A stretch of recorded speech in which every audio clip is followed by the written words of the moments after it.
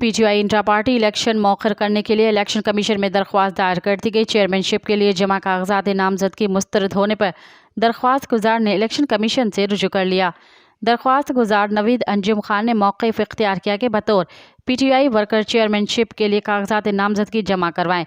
मेरे कागजात नामजदगी पीटीआई इलेक्शन बोर्ड ने एतराज़ात लगाकर मुस्तरद कर दिए। पीटीआई आए मुझे इजाज़त देता हूँ कि बतौर चेयरमैन इंट्रा पार्टी इलेक्शन में हिस्सा लूँ। दरख्वास्त गुजार ने इस्तदा की कि जब तक इलेक्शन कमीशन मेरे एतराज़ात का फैसला नहीं करता, PTI intra party election schedule मौखर किया जाए। बतौर पीटीआई वर्कर इलेक्शन कमीशन से इस्तदा करता हूँ कि मेरी अपील को सुने। 3 मार्च को पीटीआई इंट्रा पार्टी इलेक्शन होने जा रहे हैं।